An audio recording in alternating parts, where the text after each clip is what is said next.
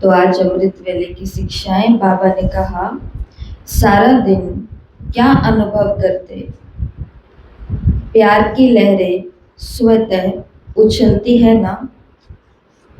जितना जितना ज्ञान सूर्य की किरणें व प्रकाश बढ़ता है, उतना ही ज्यादा प्यार की लहरें उछलती है। अमृत वेले ज्ञान सूर्य की ज्ञान मुरली क्या काम करती, खूब लहरें उछालती है ना।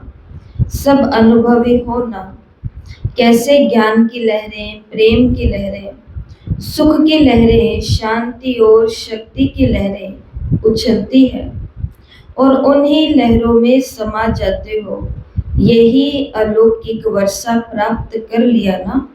बाबा ने कहा, यही ब्राह्मण जीवन है। लहरों में समाते समाते सागर समान बन जाएंगे। लहरों में समाते समाते सागर समान बन जाएंगे। तो अमृत वेले क्या करना है?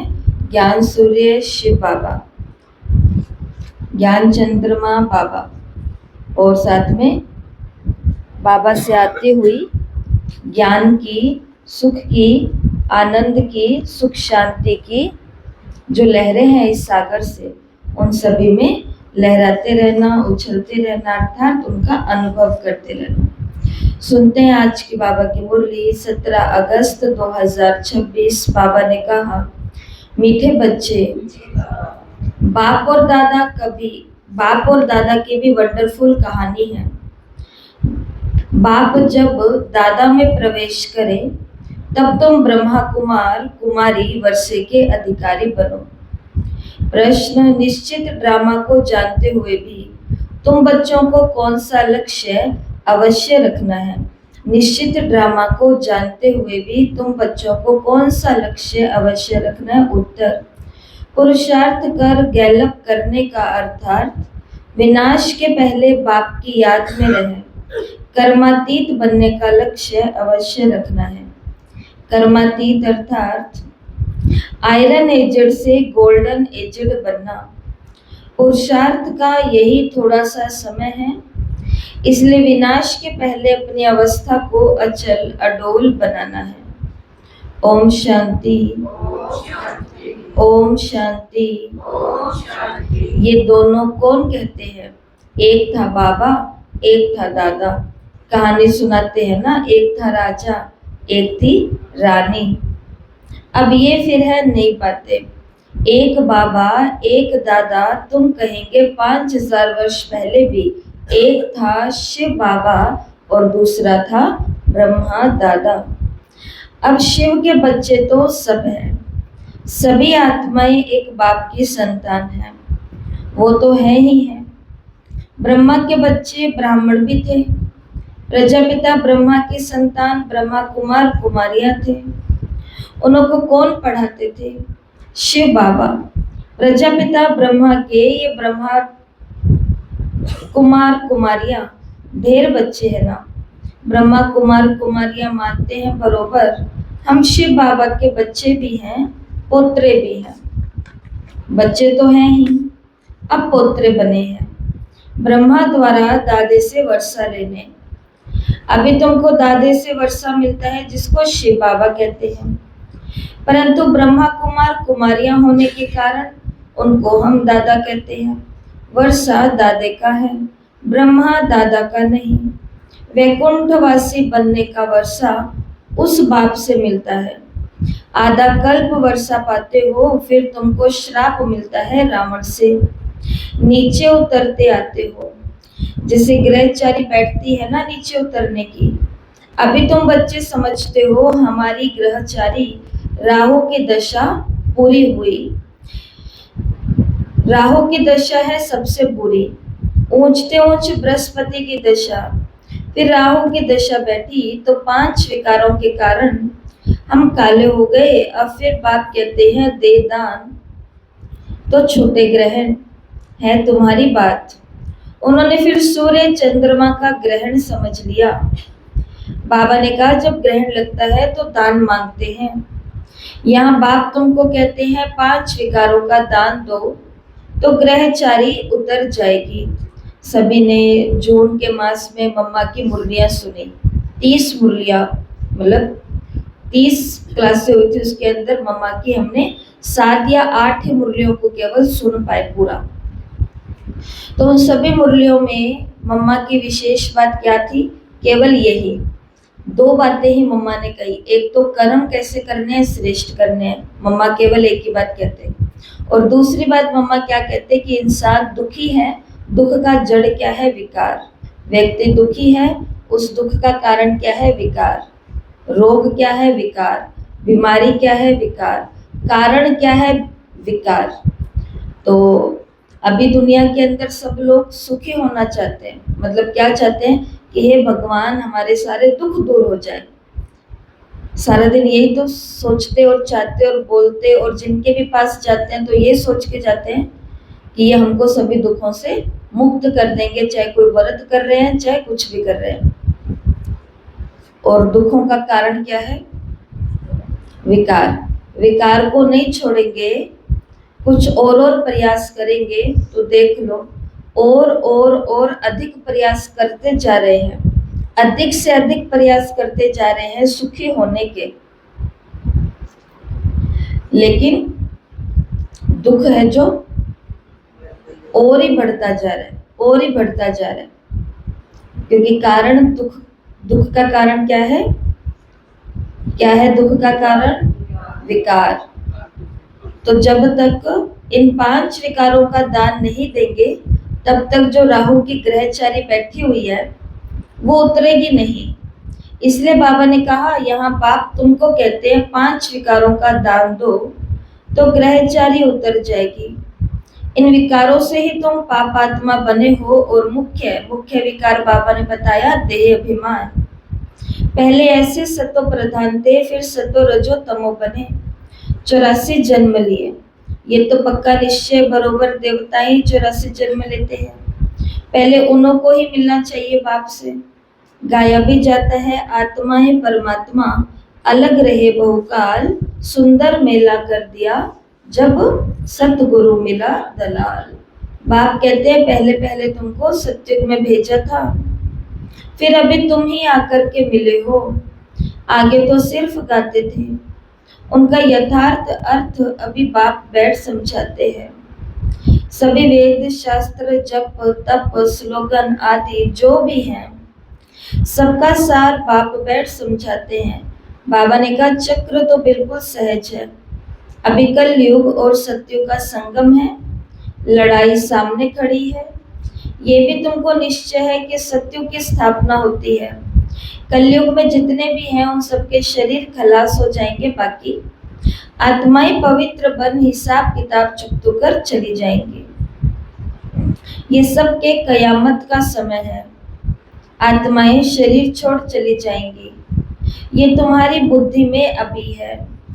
जब तक हम कर्मातीत अवस्था को पाए तब तक संगम पर खड़े हैं। एक तरफ करोड़ों मनुष्य और दूसरी तरफ सिर्फ तुम थोड़े से। तुम्हारे में भी कितने हैं जो निश्चय बुद्धि होते जाते हैं। निश्चय बुद्धि विजंती, और वही फिर जाकर के विष्णु के गले की माला बनेंगे। बाबा ने कहा एक है रुद्राक्ष की माला और दूसरी है रुंड माला। उस रुंड माला में छोटी छोटी शक्ल होती है, तो ये निशानी है। हम आत्माएं आकर फिर बाप के गले की माला के दाने बनेंगे, फिर यहाँ आएंगे नंबरवार। बाबा ने कहा माला भी 8 की है, 108 की भी है, 16,108 की भी है। अब 16,000 है या 5-10 हजार है, उसका हिसाब तो निकाला नहीं जाता। ये मालाएं केवल गाई जाती है। बाबा कहते हैं ये सब तुम क्यों विचार करते हो? जितने राजाएं कल्प पहले सत्युग त्रेता में बने थे उतने ही बनेंगे। 100 बने या 2 या 300 बने, ये पूछना नहीं है। बाबा तो कहते हैं तुम जितना नजदीक आते जाएंगे ये सब समझ जाएंगे। आज हम यहाँ हैं, कल विनाश होगा, फिर सत्युग में थोड़े से देवी देवता होंगे, बाद में वृद्धि को पाते हैं। सत्युग के आसार भी दिखाई पड़ते हैं। बाकी लाखों जाकर के रहेंगे, फिर लाख रहे या 9-10 लाख रखें, एक्यूरेट नहीं कह सकते। हाँ, तुम जब एक्यूरेट संपूर्ण बनने के लायक बनेंगे तब तुमको और जास्ती साक्षात्कार हो जाएगा। अभी तो बहुत कुछ समझने का समय पड़ा है। अभी तो समझा ही क्या? वो क्या कहावत है, चूहे को हल्दी की गांठ मिली और उसने खुद को क्या समझा कि मैं पंसारी, मेरे पूरे दुकान का ही मालिक बन गया।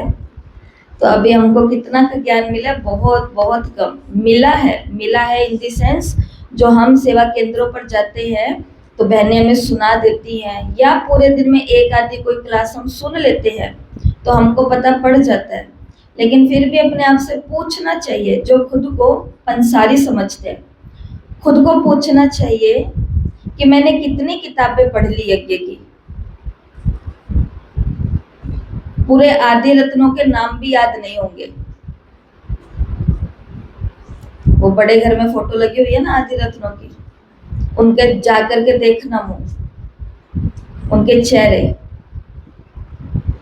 तो वो तस्वीरें ये क्यों लगाई जाती है? ताकि हम रुकें, वो हमें देखें, हम उनको देखें और अपने अंदर प्रश्न करना, ये कौन सी दाती है, ये कौन से दादा है, ये कौन है, ये कौन है। अभी तो हमें शुरुआती दौर के नाम तक भी पूरे नहीं पता होंगे, तो उनका इतिहास हमको क्या पता होगा। उसके बाद में मुरलियां भी हमें सारी नहीं पता है, अभी तो पढ़नी शुरू करी है। बहुत सारा ज्ञान हमें पता ही नहीं है। लेकिन बाबा ने कहा, अगर यहाँ पर एक्यूरेट खड़े रहेंगे, संगम पर टिके रहेंगे, तो किसी न किसी की सहायता से, किसी न किसी की मदद से, या खुद की जिज्ञासा से पढ़ने का, देखने का, सुनने का, तो ऑटोमेटिक हमें क्या आ जाएगा, बहुत कुछ पता चलने लग जाएगा। जिसके लिए बाबा ने कहा, अभी तो बहुत कुछ समझने का समय पड़ा है। अभी तो ड्रामा समझाएगा बहुत सारे, अभी तो किताबों में है, वीडियोस में है, लेकिन जो समय समझाता है वो तो कहीं लिखा हुआ नहीं होता ना। तो बाबा ने कहा, अभी तो कितने साक्षात्कार का खेल चलेगा, कितने हिसाब किताब का खेल चलेगा, कितने चिल्लाने का, रोने का, पश्चाताप के खून के आंसू बहाने का, बहुत कुछ। बाबा ने कहा 2 लाइनें होगी, एक प्राप्ति वालों की होगी, ये बाबा के बच्चों की, एक पछताने वालों की होगी। वो बहुत कुछ देखने समझने का समय भी पड़ा है। तो कभी भी कोई ये ना सोचे, जैसे बाबा खुद ही बताते और ऐसा होता भी है कि मुरलियां और पढ़नी समझनी 2, 4, 5 साल आ जाती हैं, तो फिर उसके बाद में क्या कहते हैं, हमें तो पता ही है बाबा मुरली में क्या कहता है ना। तो फिर बाद में वो उसकी कोई खास वैल्यू नहीं करते। तो अभी तो बाबा ने कहा बहुत कुछ समझने का समय पड़ा है, बहुत साक्षात्कार करते रहेंगे, लड़ाई की तैयारियां भी बहुत होती रहती हैं, सब चीजें महंगी होती जाएंगी। विलायत में भी अब खूब टैक्स आदि लगते रहेंगे, बहुत बहुत महंगाई होकर फिर एकदम सस्ताई हो जाएगी। बाबा ने कहा सत्युग में कोई चीज पर खर्चा नहीं होगा, सब खानियां आदि भरपूर हो जाएंगी। नई दुनिया में वैभव बहुत होते हैं। लक्ष्मी नारायण के पास बहुत वैभव थे ना। श्रीनाथ द्वारे में मूर्तियों के आगे भी कितने वैभवों का भोग लगाते हैं, वहां बहुत माल बनाते हैं और खाते रहते हैं। कहेंगे हम देवताओं को भोग चढ़ाते हैं, कहेंगे देवताओं को भोग नहीं लगाएंगे तो वो नाराज हो जाएंगे। बाबा ने कहा अब इसमें नाराज होने की बात ही नहीं है, तुम कोई पर नाराज नहीं होते, जानते हो ड्रामानुसार ये विनाश होना ही है, कलयुग से बदलकर सतयुग होगा। ये ड्रामा को समझते हैं कि ड्रामानुसार अभी नया चक्र शुरू होना है।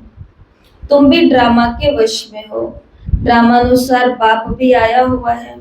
ड्रामा में 1 मिनट भी नीचे ऊपर नहीं हो सकता।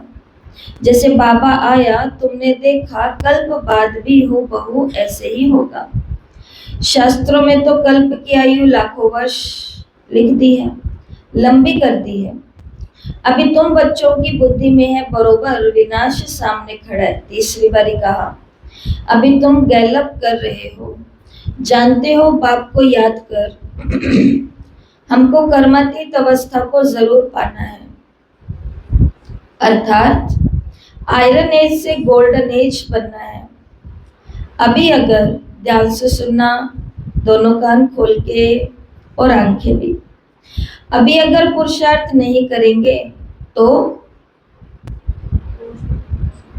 ऊंच पद नहीं पाएंगे, तो पछताएंगे, तो सजा खाएंगे, सत्युग में नहीं जाएंगे, वर्षा नहीं मिलेगा, फेल हो जाएंगे,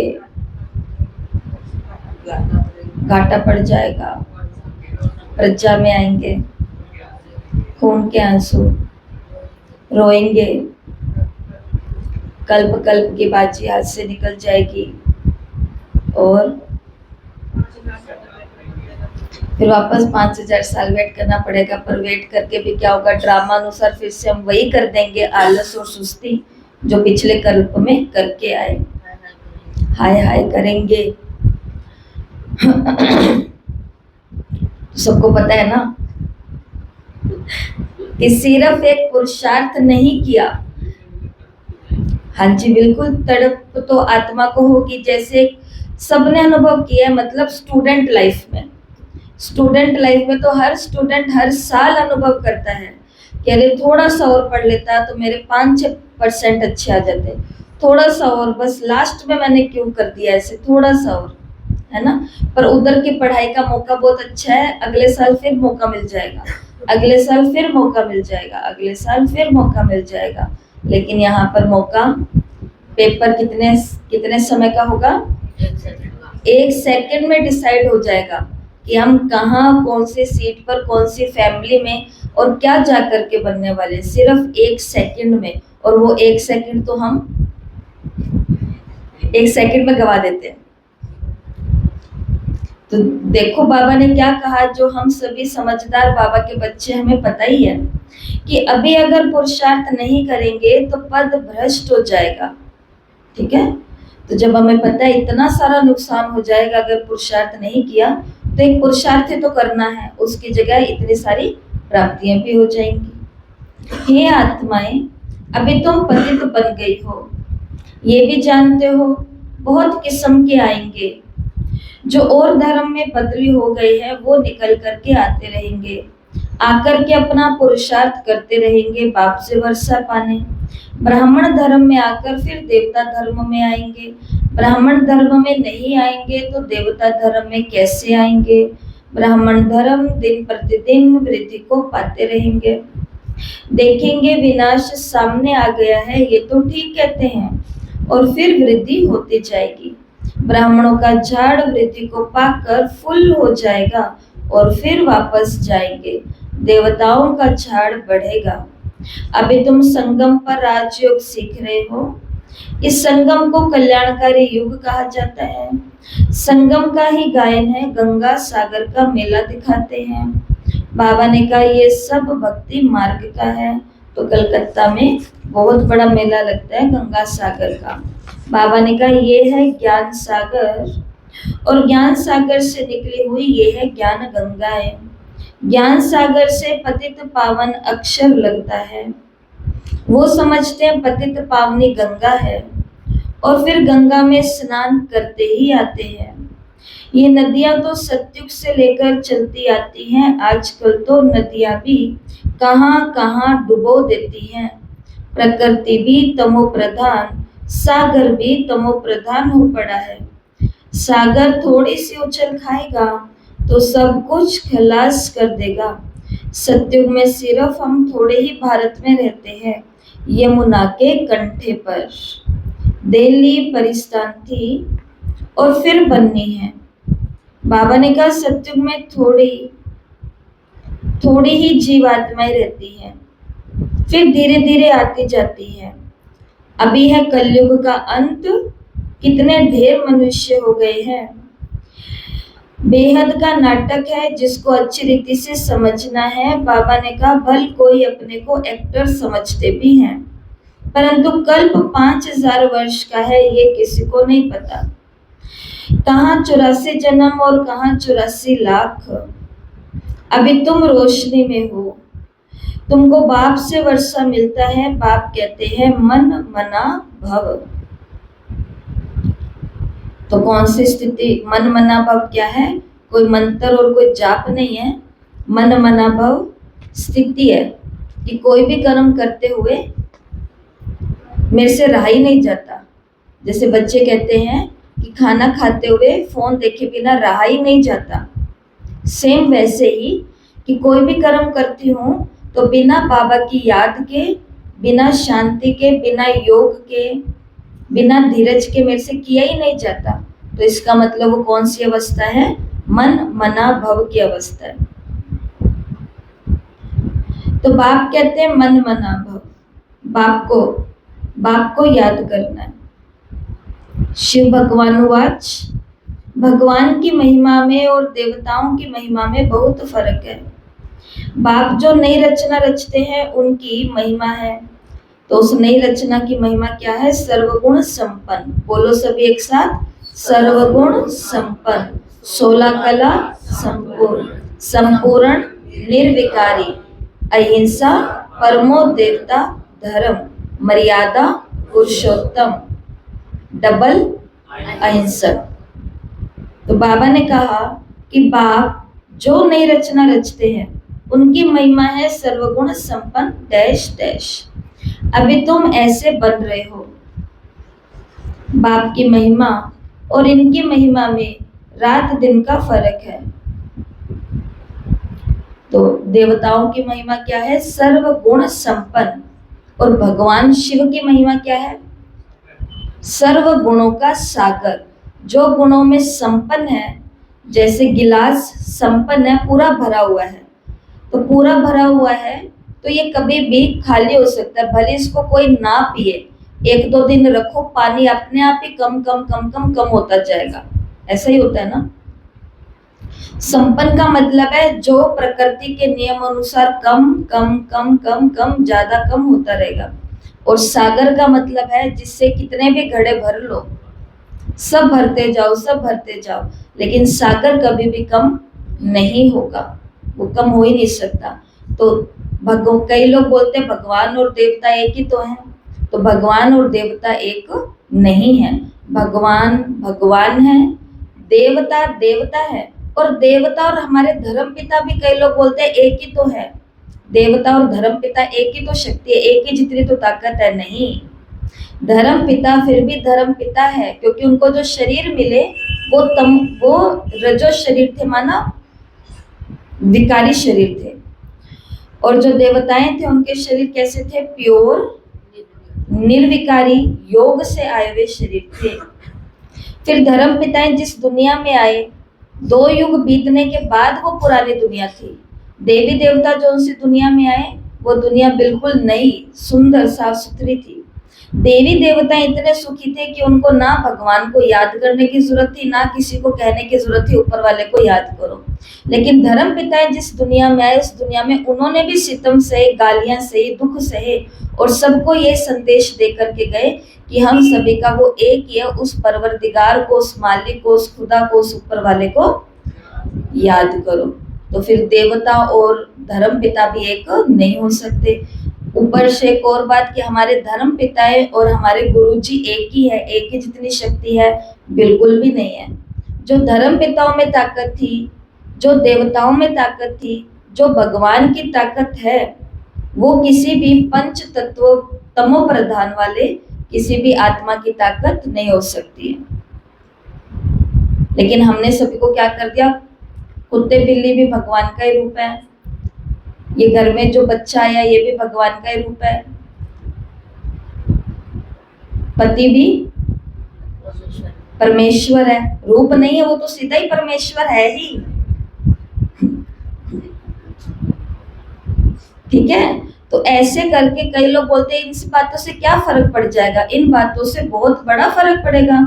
ये मन मना भव की स्थिति जो गीता में भगवान ने कही, माम एकम याद करो, उस एक का मालूम ही नहीं होगा तो उस एक को याद कहां से कर लेंगे हम?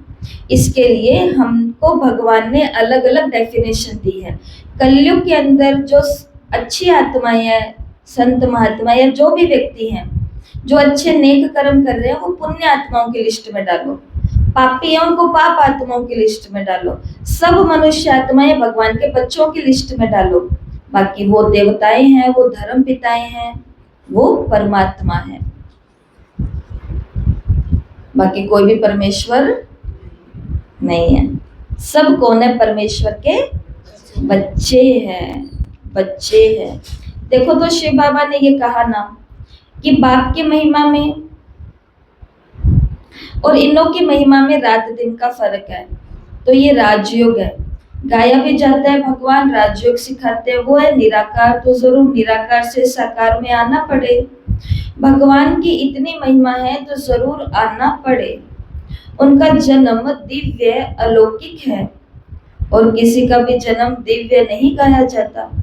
ये भी बच्चों को समझाया है। एक होता है लौकिक बाप और दूसरा है पारलौकिक बाप, जिसको ही भगवान कह करके याद करते हैं, और तीसरा है अलौकिक बाप, ये फिर है वंडरफुल बाप। जब पारलौकिक बाप बच्चों को एक्ट करते हैं तो बीच में ये अलौकिक आ जाता है, समझे? पारलौकिक को बच्चों के साथ एक्ट करनी है, जैसे ये एक्ट है मुरली चलाना, तो भगवान को अपने बच्चों को मुरली सुनानी है, तो बीच में कौन आ जाएगा? बिना अलौकिक बाप के भगवान और बच्चों का मिलन नहीं हो सकता। इसलिए क्या कहा?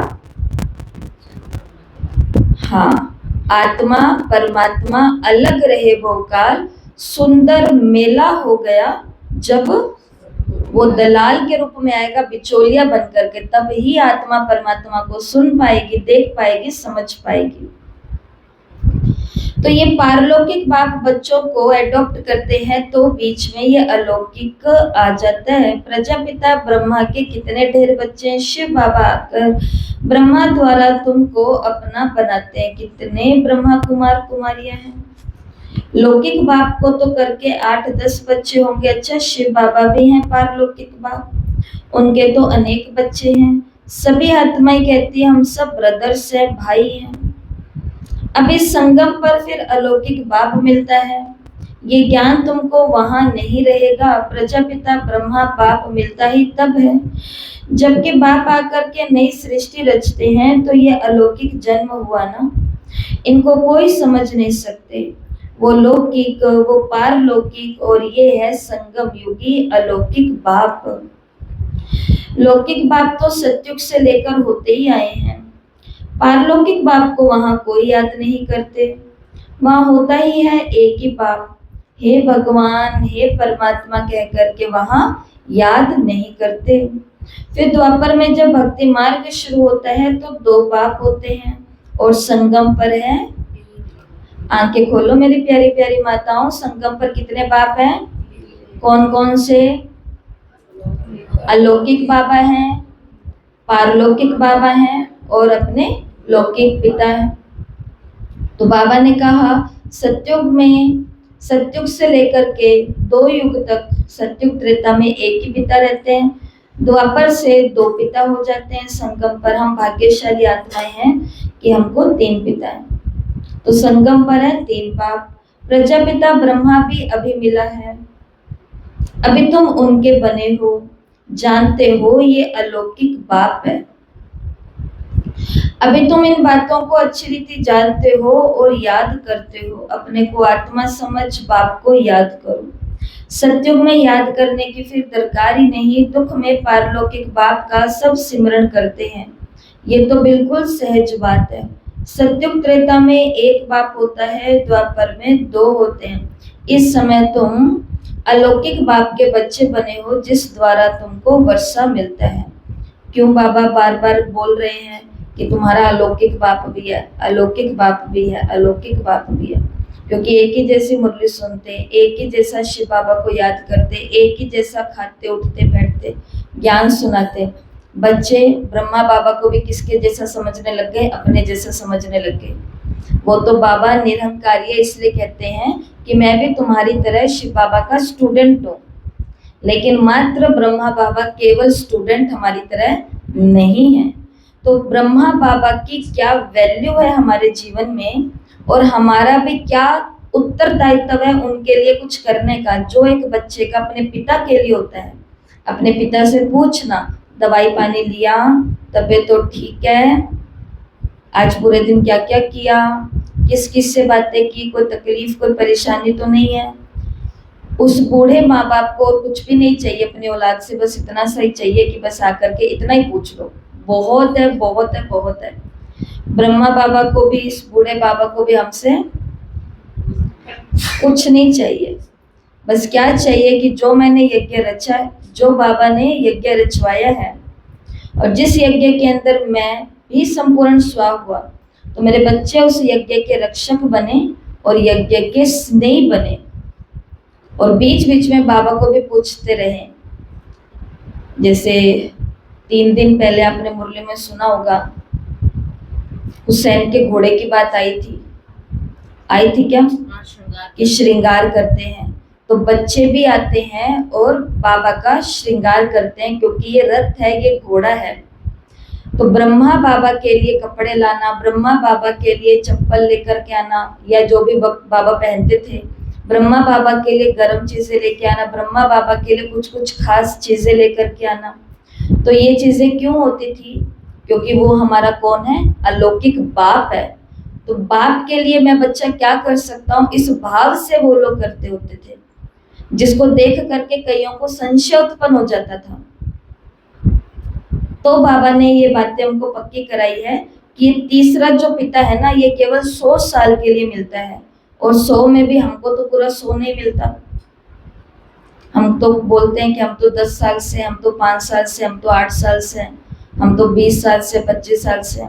उसमें भी अपने आप से पूछें कि ब्रह्मा बाबा के लिए हमारा क्या रिगार्ड है और क्या समर्पण है, वो याद कराने के लिए बाबा को ऐसी मुरली चलानी होती है। तो अभी तुम इस अलौकिक बाप के बच्चे बने हो, जिस द्वारा तुम वर्षा लेते हो। तुम बच्चे ही ब्राह्मण बनते हो, फिर देवता बनेंगे। विनाश भी तुम्हारे को ही देखना है। जो इन आंखों से देखेंगे बॉम्ब्स छोड़ेंगे। मनुष्य तो मरेंगे ना, जापान में भी बॉम्ब छोड़ा, देखा ना कितने मनुष्य मरे। तो कल की मुरली चली है ना, तो जापान के अंदर प्रकृति 3 तरीके से आई थी अपने रूप में। तो बाबा ने और इसको याद किया कि एक ही बॉम्ब छोड़ा था हिरोशिमा नागासाकी में, वो सिर्फ एक प्रशिक्षण था। तो भी देखो बाबा ने कहा कितने मनुष्य मरे। अब यहाँ लड़ाइयाँ लगती रहती है, खुद भी कहते हैं हम तंग हो जाते हैं, 10-10 वर्ष तक भी लड़ाई चलती रहती है। बॉम्ब्स में तो चपटे में सब खलास हो जाएंगे, बॉम्ब्स में तो सेकंड में सब खलास हो जाएंगे। चिंगारी लगती है तो शहर नष्ट हो जाते हैं, ये तो बॉम्ब्स हैं, आग भी लगनी है। बाबा ने कहा तुम बच्चे जानते हो आप आए हैं स्थापना और विनाश कराने, तो जरूर ये सब होगा। पुरुषार्थ करने का समय, सोने का समय रात को है, घर जाके सो जाना रात को। अभी कौन सा समय है, खोलो सीधे बैठो, सारा छोड़ो सारे, नहीं तो ये कुर्सियां हटानी पड़ेंगी। देख लो जैसे कथा में, कीर्तन में, सत्संगों में जाते हो ना, वहां आती है किसी को नींद? क्यों आएगी नींद? जब नीचे बैठेंगे बार बार पैर दुखेगा, सोएगा, इसको जगाना पड़ेगा, तो नींद कहां से आएगी? यहाँ पे क्यों आ जाती है नींद? ज्यादा बाबा ने आराम दे दिया, ज्यादा आराम मिल गया है, तो इतना ज्यादा कंफर्ट अब हम, मेरे को नहीं मिला आराम। हम तो सोचते हैं कि काश हमारा भी बैठने का नीचे होता तो और ज्यादा अच्छा होता, पर व्यवस्था, भगवान की मुरली सुना रहे हैं इसलिए स्थान ऊंचा रखना होता है, तो ऐसे बैठे हैं। तो आंखें किस लिए बंद करना है? चाय पी के आते हो क्या सुबह? नहीं, गलत बात है ये, बहुत गलत बात है। चाहे हम दवाइयां लेते हैं, चाहे कुछ भी खाते हैं, कुछ भी पीते हैं, रात को सोते नहीं सोते, अपने आप को तब कहते हैं मुरली से पहले आकर के 15 मिनट बैठ जाया करो योग में। वो इसीलिए कहते हैं ताकि अपने अंतर चेतना को कहो कि ये आत्मा तू किससे मिलने के लिए बैठ रही है, भगवान आ रहे हैं, भगवान। अभी कोई राजनेता आ जाए, कोई अभिनेता आ जाए, कोई एक नई माता ही आ जाए, मैं कहती हूँ अभिनेता और राजनेता तो मैंने बड़ी बातें कर दी, इतने में आंखें सोए हुए लोग जाग जाएंगे। बाबा को कैसा लगेगा कि दो दो बाप हमारे सामने बैठे हैं, गुरु, सतगुरु, टीचर, बाप, सब कुछ तो हमारा वही है। रोज रोज अच्छा थोड़ी ना लगता है। अब ये सब लोग सुन लेंगे आज, देखो इन बातों का ध्यान रखना, अपन को नहीं सोना। पुरुषार्थ करने का समय कौन सा है? पुरुषार्थ करने का समय कौन सा है? अब भी है, अब भी है। माया घड़ी घड़ी तुम्हारा बुद्धि योग तोड़ देती है। अर्जुन, तुम अडोल अचल कहाँ भी बने हो, कहते हैं बाबा माया के तूफानत। कोई तो सारे दिन में घंटा आधी घंटा भी याद नहीं करते। बाबा कहते हैं तुम कर्म योगी हो, 8 घंटा तो ये सेवा करेंगे, 8 घंटा याद कर सको, इतना पुरुषार्थ करना। 8 घंटा बाबा की याद में, सेवा में, याद करते रहने से विकर्म विनाश हो जाएंगे। और इनको ही योग अग्नि कहा जाता है। ये है मेहनत, और इसमें क्या लगती है? मेहनत लगती है। बाबा ने देखो परिवार में रहने वालों को कहा, ग्रस्त व्यवहार में रहते हुए सिर्फ याद करना है। ये भी बाबा बतलाते हैं कि जिन्होंने ग्रस्त छोड़ा है, बच्चे बने हैं, वो भी इतना याद नहीं करते, घर में रहने वाले और जास्ती याद करते। और कहीं कहीं पर क्या देखा गया है? वही कंफर्टेबल वाली बात है कि ज्यादा आराम मिल गया है, तो फिर कितने कितने घंटे जो हैं, जो बाबा के बच्चे ये बन गए परिवारों को छोड़ करके, वो अपना आराम और इधर उधर की बातें और इधर उधर को देखने में निकाल रहे हैं।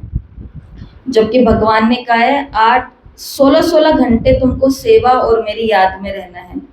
ये प्रैक्टिस हो जानी चाहिए। वो भी इतना नहीं याद करते। अर्जुन और भील का भी मिसाल देते हैं ना, मेहनत है, बाप को याद करना है और चक्र को समझना है। महाभारत लड़ाई भी जरूर लगेगी, सत्युग में थोड़ी ना लगेगी। तो अभी तुम बच्चों को तो अंधों की लाठी बनना है, सबको रास्ता बताना है कि बाप को याद करो, चक्र को याद करो, स्वदर्शन चक्रधारी बनो, स्वदर्शन चक्रधारी बनो। अच्छा, मीठे मीठे सिकिले दे बच्चों प्रति, माता पिता बाप दादा का याद प्यार और गुड मॉर्निंग। रूहानी बाप की रूहानी बच्चों को नमस्ते। हम रूहानी बच्चों की रूहानी माता पिता बाप दादा को याद प्यार, नमस्ते, गुड मॉर्निंग, ओम शांति, शुक्रिया बाबा, शुक्रिया, वाह बाबा।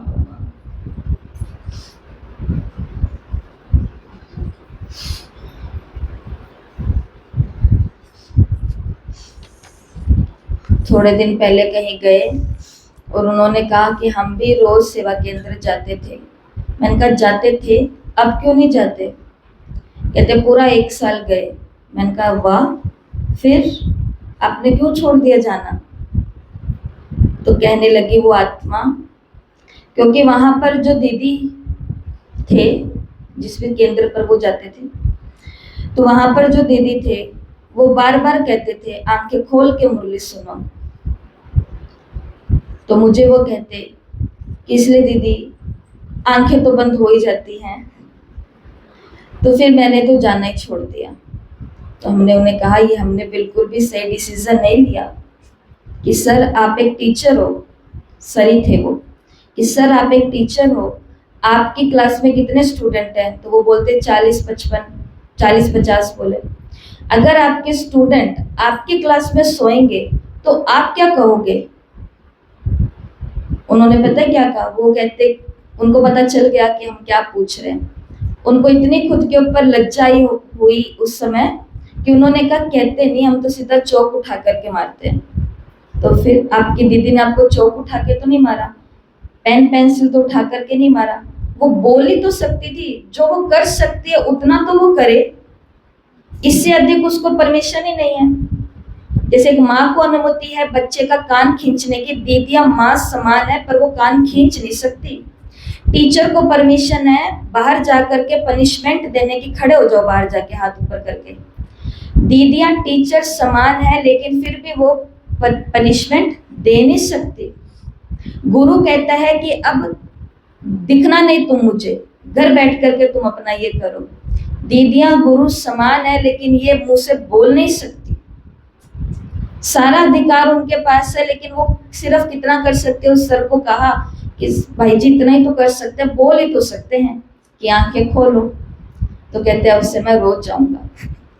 मैंने कहा पहले तैयार होकर के जाना कि दीदी बोलेगी हमारी वाली बार बार कि आंखें खोलो, तो सोच लेना मैं भी एक टीचर हूँ, तो मैं अपने बच्चों से क्या उम्मीद करता हूँ, वही एक टीचर अपने बच्चों से उम्मीद करना चाहती है। जबकि आप तो एक किताब पढ़ा रहे हो विज्ञान की, वो आपको पूरी दुनिया का सबसे बड़ा जो हस्ती है उसके बोल आपको पढ़ करके सुना रही है। तो बस ये कुछ बातें होती है, मेंटेलिटी है, मानसिकता है। हम अपनी मानसिकता को कैसे रखते हैं? नजरिया होता है, जैसा हमारा नजरिया होगा वैसे हमारे नजारे बन जाएंगे।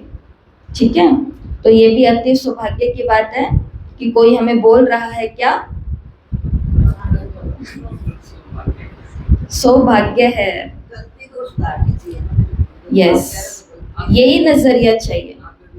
तो ये बात, ये कहानी मैंने बिल्कुल ताजी 2-4 दिनों वाली क्यों बताई आपको? क्योंकि थोड़ा थोड़ा दीदियों को भी अंदर में ना ऐसे बोल तो देती हैं, पर अंदर में कहीं ना कहीं थोड़ा थोड़ा आजकल भय आने लग गया कि किसी को भी हर्ट ना हो जाए, बुरा ना लग जाए। इसके लिए आगे ऐसा एक एग्जाम्पल रखते हैं जिससे और भी अच्छा लग जाए समझ। तो अधिकार है, अधिकार होना चाहिए, इतना है ना। तो आज की मुरली ने हमको बहुत सारी शिक्षाएं दी, पर 2 शिक्षाएं जो आज हमको प्रैक्टिकल में लानी है अपने जीवन में। पहला है कम से कम 8 घंटा याद में रहने का पुरुषार्थ करना है। मतलब कोई भी कर्म करते मन मना भव की स्थिति में रहना है, कम से कम 8 घंटा। और आज परिवार में रहने वालों के लिए तो बहुत खुशी की बात है कि बाबा ने क्या कह दिया।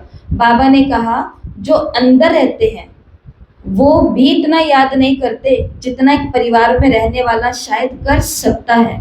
तो वो कर सकता है, उसको अपनाना है कि वो जो कर सकता है वो वाली बात मेरे लिए आई है कि मैं कर सकती हूँ। अपनी अवस्था अचल अटोल रखने के लिए याद का अभ्यास बढ़ाना है और गफलत नहीं करनी। दूसरा, ये ड्रामा बिल्कुल एक्यूरेट बना हुआ है, इसलिए किसी पर भी नाराज नहीं होना। निश्चय बुद्धि बनना है, निश्चय बुद्धि बनना है। वरदान, तोड़ना, मोड़ना और जोड़ना 3 शब्दों की स्मृति द्वारा। तोड़ना, मोड़ना और जोड़ना 3 शब्दों की स्मृति द्वारा सदा विजयी भव। बाबा ने कहा सारी पढ़ाई और शिक्षाओं का सार ये 3 शब्द है। पहला, कर्म बंधन तोड़ने हैं, तोड़ना, कर्म बंधन तोड़ने हैं। अपने स्वभाव संस्कार को मोड़ना है, मोड़ना, स्वभाव संस्कारों को मोड़ना है। और तीसरा, एक बाप से सर्व संबंध जोड़ने हैं। तो तोड़ना है कर्म बंधनों को, खुद को आजाद करना है। और मोड़ना है अपने स्वभाव संस्कार को। जिस परिवार या जिस सेवा स्थान के हम भाती बने हैं, सदस्य बने हैं, तो वहां पर कुछ संस्कारों में ढल जाना, खुद को मोल्ड कर लेना। और तीसरा, एक शिव बाबा से अपने सारे संबंधों को जोड़ना है। ये 3 शब्द संपूर्ण विजय बना देंगे। इसके लिए सदा ये स्मृति रहे कि जो भी इन नैनों से विनाशी चीजें देखते हैं वो विनाश हुई ही पड़ी हैं। उन्हें देखते हुए भी अपने नए संबंध, नई सृष्टि को देखते रहो तो कभी भी हार नहीं हो सकती। स्लोगन है, योगी की निशानी है सदा क्लीन और क्लियर। योगी की निशानी है क्लीन और क्लियर, चाहे वो बात मन की हो। क्लीन और क्लियर, कहा और क्लीन हो गए, सुना और क्लियर हो गई बात। चाहे वो शरीर की बात हो, चाहे वो उठने बैठने पहनने खाने की बात हो। तो योगी की निशानी क्या होगी? वो सदा क्लीन होगा, स्वच्छ होगा और क्लियर होगा, स्पष्ट होगा। कई सारे लोगों की क्या आदत होती है, वो अपने बातों में ही कंफ्यूज कर देते हैं। आप चलोगे इतना ही पूछा है ना, इसका उत्तर क्या होता है? आप मधुबन चलोगे? इसका उत्तर क्या होता है? हाँ चलूंगी, ना अभी नहीं चल पाऊंगी, दो ही उत्तर है। तीसरे चौथे पांचवें उत्तर कहाँ से आ जाते हैं? जो बहनों को बार बार पूछना पड़ता है हाँ या ना, कुछ तो बोलो कुछ तो बोलो। कारण क्योंकि क्लैरिटी नहीं है। और क्लैरिटी किसकी नहीं है? घर वालों की नहीं, क्लैरिटी अपने मन की नहीं है कि मेरा ही भरोसा नहीं है कि मैं जा पाऊं या नहीं जा पाऊं, पता नहीं पता नहीं पता नहीं। तो ऐसे अगर हर बात में अपने क्लियर नहीं रहेंगे तो फिर बाबा के डायरेक्शन को हम कैसे कैच कर पाएंगे? तो योगी योगी व्यक्ति कैसा होता है? वो सदा स्वच्छ होता है, साफ सुथरा एकदम। और दूसरा क्या होता है? क्लियर होता है। आपकी ये बात मुझे अच्छी नहीं लगी तो वो बता दी, आपकी ये बात तो बहुत ही अच्छी है, आप इसको और आगे बढ़ाते जाओ, वो भी बता दी, है ना। और हम सभी कौन है? योगी हैं या वियोगी हैं? योगी हैं। तो हमें भी अपनी लाइफ में अपने परिवार वालों के साथ, अपने आप के साथ, भगवान के साथ कैसा रहना है? सदा क्लीन और सदा क्लियर रहना है। ठीक है, ये है आज के अव्यक्त इशारे। अगर ब्राह्मण जीवन में संकल्प में भी अपवित्रता व अमर्यादा आ जाती है तो तख्त नशीन के बजाय गिरती कला में अर्थात नीचे आ जाते हो। कोई विकर्म तो नहीं हुआ, लेकिन व्यर्थ कर्म भी अगर हुआ तो पश्चाताप के बजाय महसूस तक की स्टेज होती है। महसूस होता है कि ये रॉन्ग है, नहीं होना चाहिए। ये बातें फिर कांटे समान चुभती रहेंगी, इसलिए इस व्यर्थ से भी मुक्त बनो। तो ब्राह्मण जीवन में संकल्प में भी अपन को कोई अपवित्रता और अमर्यादा नहीं लेकर के आनी। और ये कभी नहीं बोलना कि मेरे से कोई पाप तो नहीं हुआ, बस थोड़ा व्यर्थ ही तो हुआ। बाबा ने कहा वो व्यर्थ भी पूरा दिन क्या करेगा? चुभता रहेगा, वो व्यर्थ भी चुभता रहेगा। ठीक है। और आज का स्वमान है, मैं श्रेष्ठ पुरुषार्थी हूँ, क्योंकि आज बाबा ने कहा पुरुषार्थ का समय अभी है, 8 घंटा याद का पुरुषार्थ करना है। तो मैं श्रेष्ठ पुरुषार्थी हूँ। और ये तीनों मंत्र याद रखना, तोड़ना, मोड़ना और जोड़ना। तो जो कर्म बंधन है, हिसाब किताब है, अर्थात उन सभी को मुझे योग के द्वारा तोड़ना है, मोड़ना है। जिनके साथ में रह रही हूँ उनके साथ स्वभाव संस्कारों को थोड़ा सा मोड़ना है और बाबा के साथ सभी रिश्तों को जोड़ना है। याद है ना, हमारा इस दुनिया में केवल एक ही रिश्तेदार है, सिर्फ एक ही रिश्तेदार है, ओनली वन। और वो कौन है? बताओ। लोगों से पूछो आपको कितने रिलेटिव है, तो कहेंगे हमारे 200, 250, 500 का परिवार है। और हमारे कितने रिलेटिव हैं? एक में ही सारा जगत आ गया। जगदीश है ना वो। ओम शांति।